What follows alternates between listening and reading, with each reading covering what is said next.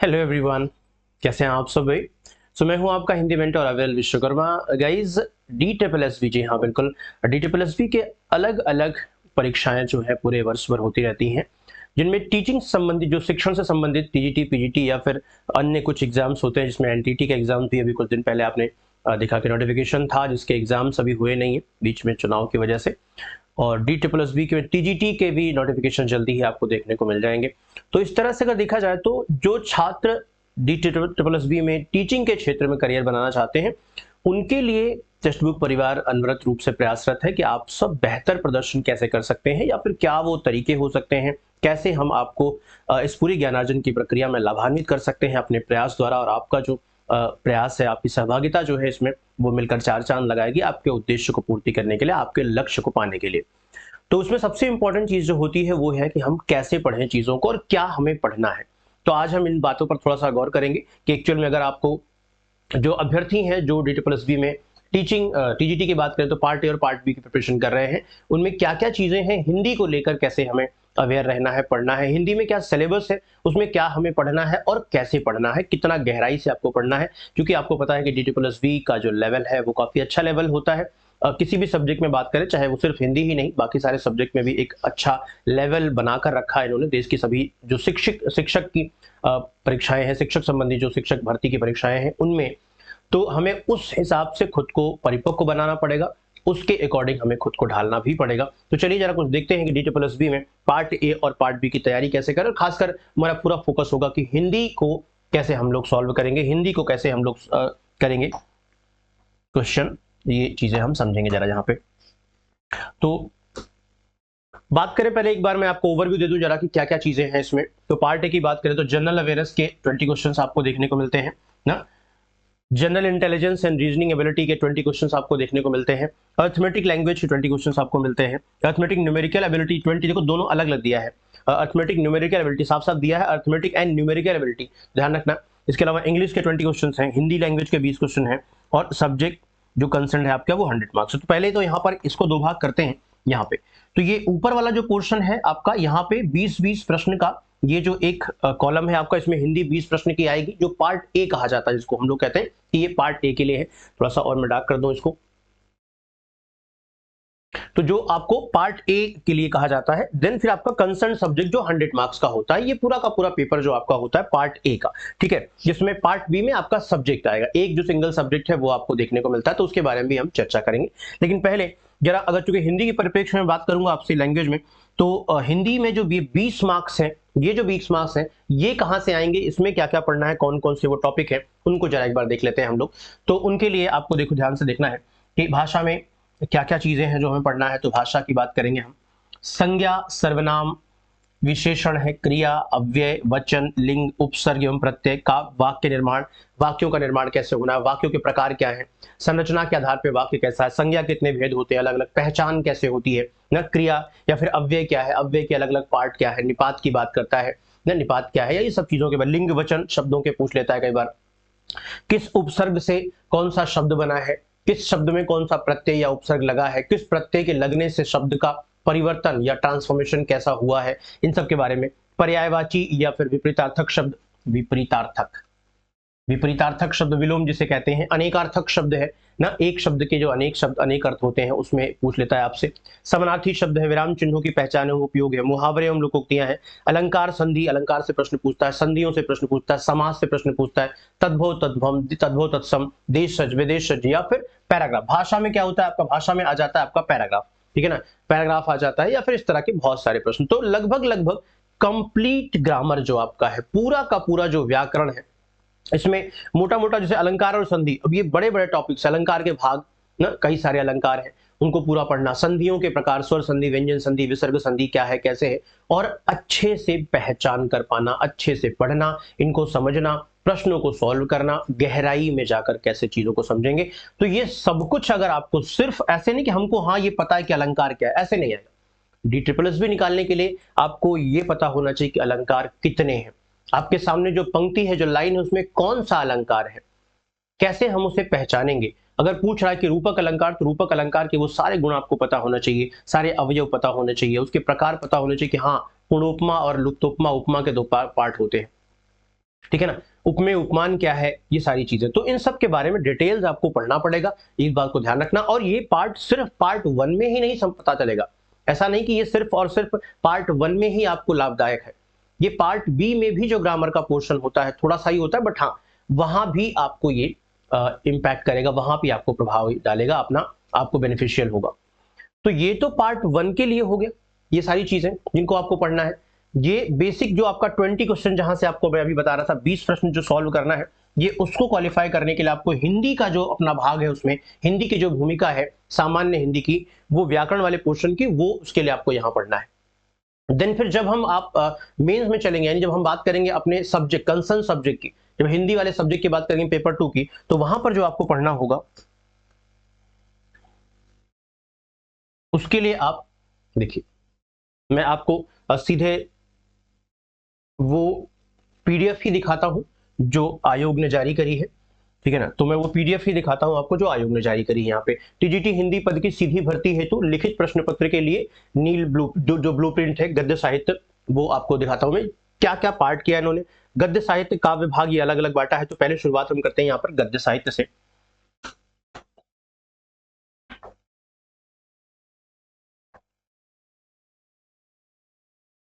ठीक है, तो गद्य साहित्य की अगर हम बात करें यहाँ पे, ये ठीक है ना, यहाँ पे क्या है, देखो क्या क्या चीजें हैं थोड़ा डिटेल में समझेंगे।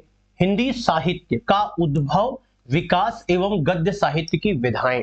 अब ये एक लाइन में लिख दिया है, लेकिन सिर्फ एक लाइन है नहीं, एक लाइन में लिख तो दिया है लेकिन ये एक लाइन है नहीं, क्योंकि यहाँ बहुत सारी चीजें हैं, क्योंकि यहाँ हिंदी साहित्य का उद्भव भी है, विकास भी है, गद्य साहित्य की विधाएं भी है।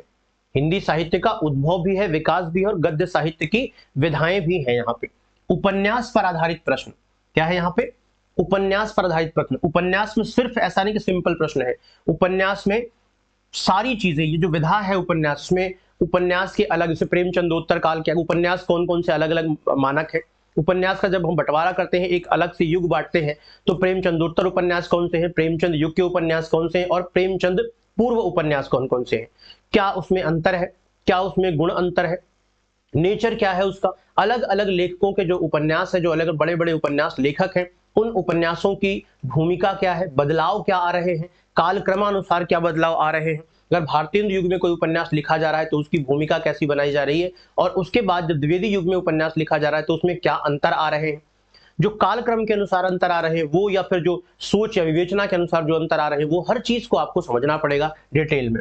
कहानी की बात करें तो सेम फिर से वही कि कहानी, यहाँ पर कहानी में भी अलग अलग जो कहानीकार हैं, बड़े बड़े कहानीकार, उनमें क्या बदलाव आ रहा है समय के साथ साथ, चाहे वो द्विवेदी युग हो, चाहे वो छायावाद हो, प्रगतिवाद हो, प्रयोगवाद हो, इसमें बड़ा क्या है, नई कहानी क्या है, नई कहानी आंदोलन क्या है।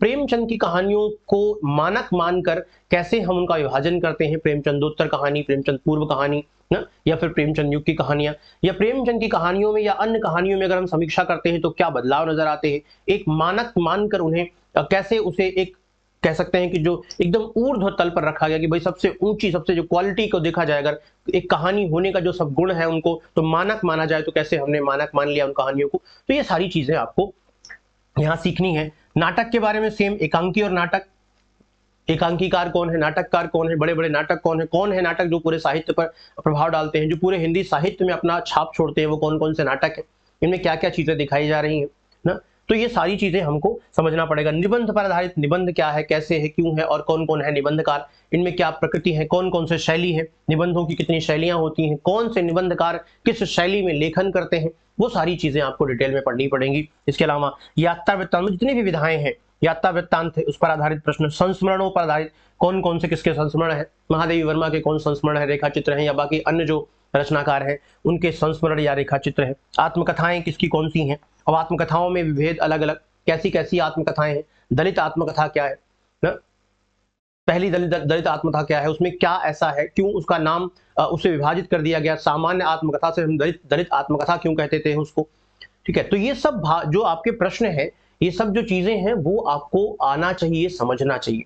यानी सिर्फ और सिर्फ एक प्रश्न का उत्तर नहीं, हमें उस पूरे विभाग के बारे में, अगर आत्मकथा कह दिया तो आत्मकथा क्या है, किन किन भागों में बंट गई है, कौन सी वो आत्मकथा है जिसे मानक मान लिया गया हिंदी साहित्य में, इस विधा का स्वरूप कैसे बना, कहां से आया, शुरुआत कहां से हुई, किन आत्मकथाओं को हम बहुत ही तरजीह देते हैं या हिंदी साहित्य उन्हें वैल्यू देता है, क्यों देता है, क्या चीजें ऐसी हैं, या फिर किन लोगों ने आत्मकथा लिखा और उसमें क्या दर्शाने का प्रयास किया।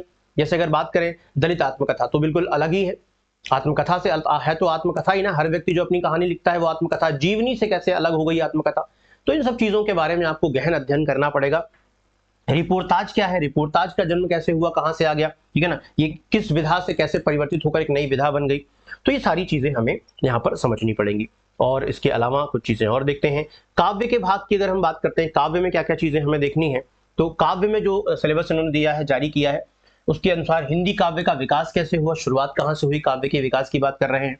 आदिकाल काव्य पर प्रश्न, आदिकाल पर, अब आदिकाल सिर्फ छोटा सा नहीं है, आदिकाल में कई सारे अलग अलग विभाजन है, उनको सबको हमें जानना पड़ेगा कि आदिकाल में कौन कौन से साहित्य किस तरह का, रासो साहित्य क्या है ना, उसमें काव्य की भूमिका क्या है, काव्य की भूमिका कितनी रही आदिकाल या भक्ति काल में, ठीक है ना, बाद में आधुनिक काल में आने के बाद कैसे वो कम होती जा रही है, गद्य पर हम ज्यादा प्रभावी, गद्य हमारा ज्यादा प्रभावी होता जा रहा है, उन सब चीजों को, किस भाषा का प्रयोग किया गया।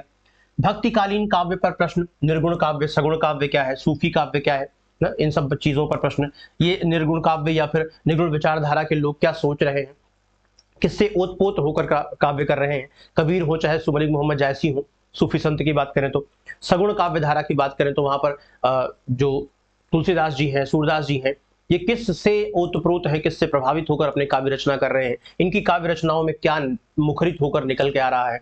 रीतिकालीन काव्य, ऐसे ही आधुनिक कालीन काव्य का प्रश्न है, ठीक है ना, भारतीय युग, द्विवेदी युग, छायावादी, प्रगतिवादी, प्रयोगवादी, नई कविता, समकालीन कविता, ये सब। एक चीज और यहाँ पर आपको देखने को मिल रही है कि थोड़ा सा डिटेल इन्होंने प्रॉपर तरीके से दिया, हालांकि बहुत छोटी छोटी चीजें नहीं दी हैं, लेकिन हाँ एक बाउंड्री जरूर बनाई है कि अगर हम आधुनिक कालीन काव्य पर प्रश्न दे रहे हैं तो क्या क्या आपको पढ़ना है। ये थोड़ा सा डिटेल्ड पहले की अपेक्षा इन्होंने किया है, पहले इतना डिटेल्ड DSSB का जो सिलेबस था वो नहीं था, लेकिन अभी भी हालांकि बहुत एकदम पॉइंट वाइज तो नहीं दिया है, बट हाँ थोड़ा सा इन्होंने मेंशन जरूर किया है, एक पिक्चर जरूर क्लियर कर दी है अब थोड़ा सा कि हाँ ये कहां से पूछने वाले हैं, क्या क्या पूछने वाले हैं, कितना आपको पढ़ना है, क्या चीजें समझनी है, तो वो है। इसके अलावा अगर हम बात करें तो हिंदी भाषा का विकास एवं व्यवहारिक व्याकरण की बात कर लेते हैं, जो अभी हम लोग बात कर रहे थे कि व्याकरण का जो पोर्शन है, जो पार्ट 1 में आपको काम आता है, वो पार्ट 2 में भी कितना काम आता है। तो वो चीजें यहाँ देखो कैसे यहाँ पर फिर से उन्होंने दी है कि हिंदी भाषा का विकास, इसकी उपभाषाएं एवं बोलियां, बोलियां कितनी है, भाषाएं कितनी है, शुरुआत कहाँ से हुई, कैसे संस्कृत से पाली प्राकृत अपभ्रंश तक आती है, अपभ्रंश से कैसे अलग अलग अपभ्रंशों से हिंदी बनती है, उपबोलियां बनती हैं अलग अलग ना, पश्चिमी हिंदी, पूर्वी हिंदी, फिर उससे बाद बोलियां बनती, तो ये चीजों को आपको पता होना चाहिए। देवनागरी लिपि में उसका विकास कैसे हुआ, देवनागरी लिपि का विकास कैसे हुआ, कैसे ब्राह्मी लिपि आती है, कैसे ब्राह्मी से आगे चल के उसका जो उत्तर काल बनता है गुप्त लिपि आती है, फिर कैसे ही वो अलग अलग कुटिल लिपि आती है ना, जटिल लिपि आती है। तो इस तरह से हम लोग वर्ण विचार, उच्चारण, वर्तनी एवं संधि, शब्द विचार, शब्द विचार पर वर्ण विचार में उच्चारण क्या है, वर्तनी क्या है, संधि क्या है, वर्णमाला पूरा कंप्लीट होगा। शब्द विचार में आपको शब्द रचना पढ़नी पड़ेगी, पर्याय, विलोम, अनेकार्थक शब्द, एकार्थक शब्द, तत्सम, तद्भव, ये सारे सब इसी में, संज्ञा, सर्वनाम, विशेषण, क्रिया, ये सब शब्द विचार के अंतर्गत आएंगे। इसके अलावा श्रुति सम भिन्नार्थक शब्द, एक जैसे बोले जाने वाले ऐसे शब्द जिनके अर्थ अलग अलग होते हैं, ऐसे शब्दों को यहाँ पढ़ना है। विकारी शब्द और अविकारी शब्द जो मैंने आपको बताया, विकारी शब्द में आते हैं संज्ञा, सर्वनाम, क्रिया, विशेषण। अविकारी शब्द जिनमें क्रिया, विशेषण, समुच्चय बोधक, संबंध बोधक और विस्मय आदि बोधक हम पढ़ते हैं। तो ये सारी चीजें हम पढ़ने वाले हैं। वाक्य रचना, रचना और अर्थ के आधार पर पद परिचय, अलंकार, अलंकारों की बात की हमने। शब्द शक्तियां, अभिधा, व्यंजना, लक्षणा क्या है ये, इनके बारे में समझना। मुहावरे एवं लोकोक्तियों की बात, अपठित गद्यांश की बात, ठीक है ना, अपठित गद्यांश की बात करेंगे यहाँ पे। संविधान में हिंदी की स्थिति क्या है, संपर्क भाषा हिंदी, प्रयोजन मूलक हिंदी, कार्यालय हिंदी, या फिर जो आपकी हिंदी है मानक हिंदी क्या है, हमारी खड़ी बोली जो है मानक हिंदी है ना, तो प्रयोजन मूलक हिंदी क्या है। संविधान में हिंदी का स्थिति क्या है कि भाई आर्टिकल नंबर 343 से लेकर 351 तक हिंदी का प्रावधान है ना? अनुसूची 8 भाग 17 में हिंदी का प्रावधान है, कितनी भाषाएं हैं कुल मिला के। तो इन सब चीजों को हम यहाँ पर पढ़ने वाले हैं बेसिकली, और ये सब आपको पढ़ना है। तो ये इसके बिना आपका काम नहीं होना है, बहुत डिटेल में, बहुत ही गहनता के साथ पढ़ना, और सिर्फ पढ़ना ही नहीं इंपॉर्टेंट है। जैसा कि मैंने कहा कि क्या करें, सिर्फ ये तो सिलेबस है, ये तो मैंने आपको बता दिया कि बिना इसके काम नहीं चलेगा, लेकिन ये सारी चीजें क्या हम एक बार हमने पढ़ लिया और कंप्लीट हो जाने वाली है? क्या हमने किताब उठा के पढ़ लिया कंप्लीट होने वाली है? नहीं, सिर्फ इतने से संभव नहीं है। तो उसके लिए हमें और क्या क्या चीजें करनी पड़ेंगी, उन सब के बारे में भी हमें समझना पड़ेगा ना, इन सब चीजों के बारे में भी हमें समझना पड़ेगा। तो इन सब चीजों के बारे में अगर हम समझें तो क्या समझेंगे, सबसे जरूरी चीज है, देखो रीडिंग ठीक है, आपने जो रीडिंग करी है, जो चीजें समझी हैं वो बहुत अच्छी बात है, उसमें कोई समस्या नहीं है, लेकिन उसके साथ साथ प्रैक्टिस भी इंपॉर्टेंट है। सारी चीजों पर जितनी भी चीजें आप पढ़ रहे हो उसको अनवरत समय के अनुसार उसे रिवाइज करना सबसे जरूरी चीज है। जहां हम लैग कर जाते हैं, हम पढ़ते तो जाते हैं, मेहनत करते हैं, हमको लगता है बहुत मेहनत कर रहे हैं, लेकिन कई बार क्या होता है कि हम रिवाइज नहीं करते, जिससे पीछे वाली जो चीजें हैं वो कहीं ना कहीं वो भूलती जाती हैं, वो पीछे होती जाती हैं, और इसलिए समस्या है। तो रिवीजन बहुत जरूरी है, सबसे जरूरी है हमारा रिवीजन। ये रिवीजन करने की जिम्मेदारी आपको लेनी है। रिवीजन कई अलग अलग माध्यमों से हो सकती है। आप रिवीजन बुक के माध्यम से करते हो, एक बार जो बुक पढ़ा है उसे बुक रिपीट करके रिवीजन करते हो, ना आप क्विज़ेस के माध्यम से रिवीजन करते हो, ना आप क्विज करते हो, आप मॉक टेस्ट करते हो। मॉक भी तो एक तरह से रिवीजन भी है ना, मॉक भी तो एक तरह से रिवीजन है।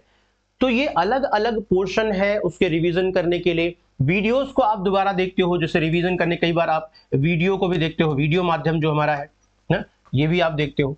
तो ये सारी चीजें हैं जो आपको करनी चाहिए, करनी होती हैं रेगुलर रिवीजन के लिए। खुद का भी ध्यान रखना, मेंटल स्टेबिलिटी आपकी कितनी है उस पर ध्यान रखना, चीजों को कैसे पढ़ना है, बाकी सारे सब्जेक्ट को भी एक साथ लेके चलना है। शेड्यूलिंग जो सबसे बड़ा पार्ट है आपका, शेड्यूल, एक बेहतर शेड्यूल होना चाहिए ना, एक सही स्ट्रेटजी फॉर्मेशन होनी चाहिए, वो सब कुछ आपको लेकर चलना है। और ये सब आपको टेक्स्ट बुक इजीली देता है। आप ये खुद से आप करोगे, कई सारी चीजें बहुत मिसमैच होती हैं, टेक्स्ट बुक ये सारी चीजें आपको बेहतर तरीके से देता है। क्लासेस देता है आपको वीडियो माध्यम से, कंटेंट देता है आपको पढ़ाने के लिए, प्रॉपर तरीके से पढ़ने के लिए, रिवीजन के लिए, क्विजेस देता है आपको रिवाइज करने के लिए, मॉक टेस्ट देता है अपना मूल्यांकन करने के लिए ना, रेगुलर टेस्ट देता है, पीवाईक्यू प्रीवियस ईयर क्वेश्चन जो आपके हैं वो भी बहुत अच्छी भूमिका निभाते हैं। तो पीवाईक्यूज वो जो है अवेलेबल करवाता हूँ, ये सारी चीजें टेक्स्ट बुक परिवार आपको देता है। तो कहीं ना कहीं ये सारी चीजें जो आपको इस एग्जाम के लिए या किसी भी एग्जाम के लिए जिसके लिए आप प्रिपेयर कर रहे हो, उनके लिए जो रिक्वायर्ड चीजें हैं वो आपको उपलब्ध करवाता है टेक्स्ट बुक। आपको जरूरत होती है उस तन्मयता के साथ, उस शिद्दत के साथ, उस लगन के साथ मेहनत करने की, बस जो आपको लक्ष्य को पाने के लिए आगे बढ़ाए।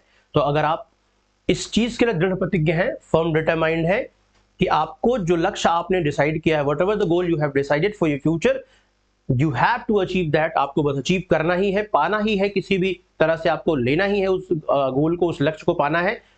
तो संसाधन टेक्स्ट बुक परिवार आपको क्लासेस के साथ, कंटेंट के साथ, क्विज के साथ, मॉक के साथ प्रोवाइड करा रहा है। आप बस उसके साथ जुड़े और बेहतर तरीके से मेहनत करने की कोशिश करें। तो ये सारी चीजें अगर आप कर रहे हो तो आई थिंक मुझे लगता है कि डेफिनेटली इस बार आने वाले एग्जाम्स में हम लोग बेहतर रिजल्ट देंगे और बेहतर रिजल्ट के साथ साथ आप अपने लक्ष्य को प्राप्त करोगे।